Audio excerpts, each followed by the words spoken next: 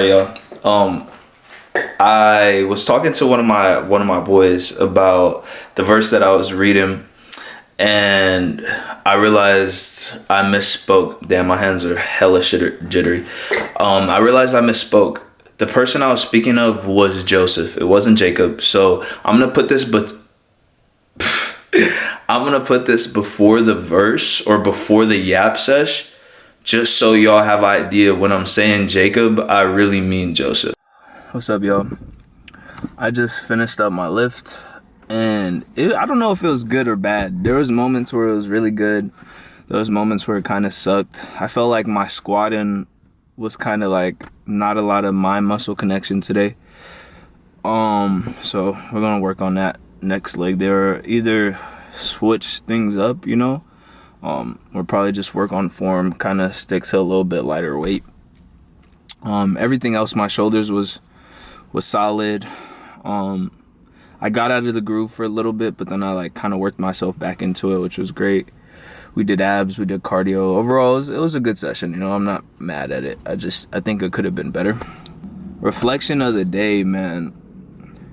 So I was talking to one of my homeboys about the drop, because I don't know if y'all know, I have a clothing brand. I make streetwear clothing, all different types of clothing, honestly, to be frank. And we're talking about the drop, and we're talking about how I was feeling, and I was telling him, man, I feel every emotion under the umbrella. I'm anxious, I'm happy, I'm nervous, I'm sad, I'm excited, I'm frustrated, I'm everything. I don't know even how to place it. And I don't look at it as necessarily a bad thing. I'm just in that unknown. It's one of my biggest drops I've had to date. It's not even one. It is the biggest drop we've had to date. And we got a lot riding on it. Which is not a bad thing. You got to take risks. You got to. I'm the last person who's going to complain about taking risks. And this is not me complaining. It's reflection, And I was just telling them about all the footwork that we're putting in, just try to prepare and just try to do our best, handle the things that we have control of, and then leaving the rest of the things for God to control, because at the end of the day, that we can only control so much, and everything else is up to God. If He wants our product to be in as many people's faces as possible, He's going to do that.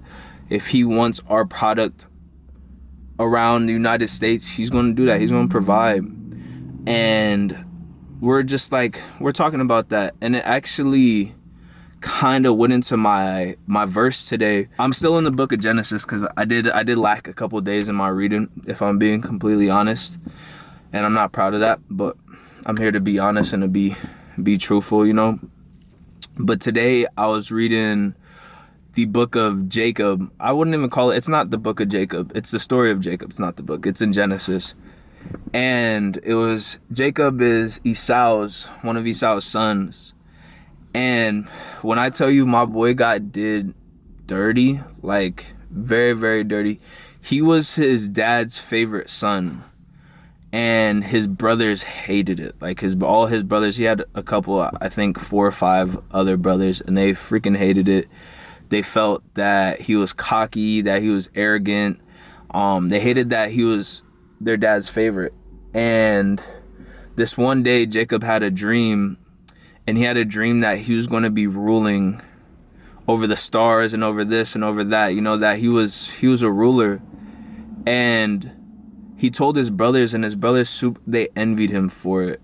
And he even told his father, and his father was like, so what? Do you think you're gonna rule over me? Should I bow down to you? And everybody was kind of dismissed him, and he's he has this dream again. And same thing, they dismissed him. Now his brothers, they didn't respect it, they didn't respect the dream. And now his brothers are super, super envious. They think they're in their minds, they're this guy thinks he's gonna rule over us. Basically F this guy, And so basically what happens is their brothers go out to do something. They go out of the town, and their dad asks Jacob to bring his brother something. And as he's on his way to bring his brother something, his brothers are basically plotting to kill him. And they're so envious of him that they want to take his life, which is ridiculous. But in the times, I guess, understandable, you know? Not even understandable. But based on some of the things said in the Bible at that time, it's understandable. And so basically, right before he gets there, one of his brothers say, we can't do this. Like, you know, he's still our flesh and blood. Like, no matter how much we hate him, he's still our flesh and blood. We can't kill him. Like, we have to figure something else out to do. And they talk. And then they see a group of Egyptians coming through, traveling. And one of the brothers has a bright idea. They're like, let's not kill him. Let's sell him off to these people. So that's what they do. They sell him off. And he becomes basically a prisoner of the Egyptians.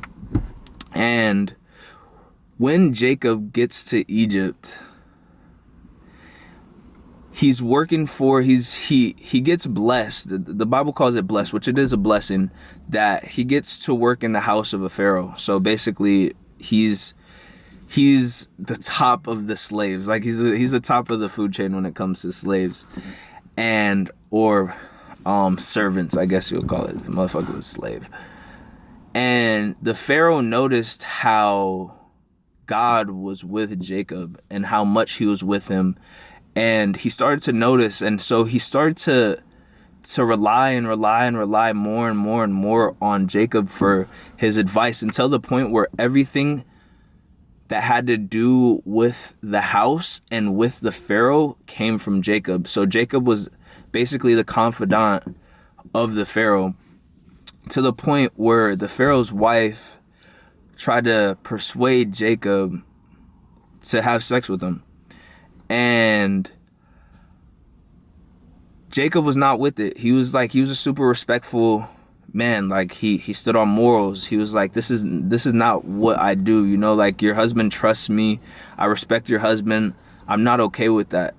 And then there was this one day that Jacob had an interaction with his wife, and he did something. He gave her one of his, like, I forget what the word was. He gave her something. And the wife told the Pharaoh and told people that Jacob tried to get with her, and that he even left this as like a mockery to us all, you know? And which was a lie. Jacob, it didn't happen, you know? So basically the Pharaoh's wife lied and said Jacob tried to get with her, basically because she was like, she felt some type of way that he wouldn't get with her. And when the Pharaoh heard about it, he imprisoned Jacob, and Jacob ended up going to prison, but God was still with him. You know, like, God was with him even when the Pharaoh had imprisoned him and sent him to the dungeon, or whatever you call it. And because basically the keeper of the prison or the jail, whatever you want to call it, really favored Jacob. Like, him and Jacob really got along because he saw how God was with him. And years, I think it's about 2 years passed by, and these two gentlemen come, they get locked up. It's one of the bakers and it's one of the head chiefs or something like that to the Pharaoh, and they get arrested. They get thrown in the dungeon, or whatever you want to call it. And they have these dreams, and they have these dreams that they can't decipher. And so Jacob is like, he hears them struggling with these dreams that they can't decipher. So he asks them a question. He's like, what's going on? Like, how, like, let me help you, you know? And they're like, I have these dreams. They both have the same dreams that they can't decipher. And Jacob deciphers them. And all in all, basically, what Jacob had deciphered is one of the gentlemen was going to die. And it was put into a way that they didn't understand, that you had to be spoken to by God to understand what was going to happen. And Jacob was in touch with God. God was with Jacob, so he knew what that had meant, and he knew how to decipher those messages because he had been doing it already previously, and that's why the Pharaoh favored him. What happens, fast forward, is the Pharaoh starts to have these dreams. And basically they're these dreams where the Pharaoh sees these cows, sees really healthy cows, and then some cows that are really, really ill, almost look like zombie kind of creatures. The word zombie, zombie kind of creatures. The word zombie is not used in the situation, but that's basically what he said. He said the animals looked ill, that he couldn't even tell after he had eaten the animals. The ill-looking cows had eaten the actual cows, that he couldn't even tell a difference, because that's already how they looked to begin with.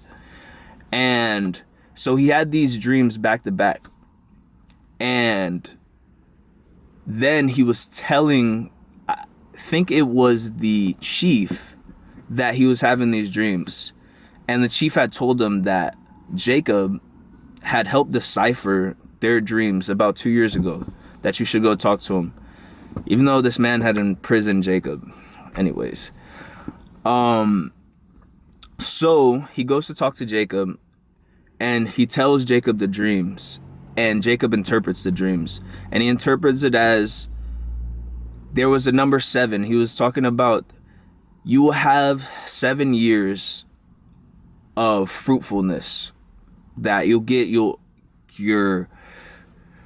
harvest will be fruitful, your lives, everybody's lives will be fruitful, but after that you have 7 years of famine. And this is what Jacob has received from God, not deceived, received from God. And that's how he's deciphered those dreams that God was giving to the Pharaoh. And the Pharaoh trusted Jacob. And so what the Pharaoh did, the Pharaoh released Jacob and basically had him lead the Pharaoh's plan on how to prepare for this famine that was coming. So basically the Pharaoh created this tax where he was going to be taxing a certain percentage of everybody's wheat and all of this stuff, all the forecomings of all the, not even the forecomings, what is the word for it? Basically he was taxing all the citizens that lived that lived under him. And he had Jacob be the leader in that. So that's where I stopped. That's where I stopped reading. I'm really excited to pick up tomorrow. But I know that was a really, really long story. But the way I perceived it and the learning that I had with that story was that all in all, even in Jacob's deepest and darkest moments, and like even when his brothers betrayed him, when his name was slandered, when he was lied about in prison, that God was with him through every single one of those situations. And like, I don't think that really, you guys really hear that. No matter how hard life got for Jacob, God was with him, and God had Jacob's favor in mind. There was nothing that he had went through that God wasn't there to protect him and to get him through. And I have the same belief. I don't think there's anything that God can put, not even God, that I can go through in my life that God can't get me out of, and that God won't be there for me through to pull me through those situations. There is no situation too hard, too great, too big, too small for God to not get you out of. And it was just really, really powerful for me, because I all in all believe that. And it really had to do with my thoughts that I was going through today. There is no situation, even if all else fails, God will pull me out of me failing. God will get me through it. And if I succeed, God got me through it. There is nothing that I can go through that God won't get me out, and that God won't be there for me. God will be there for me no matter how good, no matter how bad any of this shit gets. And this, I don't even have no regular motivation for y'all. I just have sermon for y'all. Honestly, today, that's all I got. No matter how bad shit gets, just look for God, because God's gonna be there with you. And that's all I got to say. I hope y'all enjoyed the video. thank y'all for your patience and thank y'all for watching. I know it was a longer yap session, a longer sermon, but it came from my heart, and it really came from like a really, really good reading today, which I hope y'all enjoyed. I appreciate y'all. Thank you for watching, and I'll see y'all tomorrow because we back.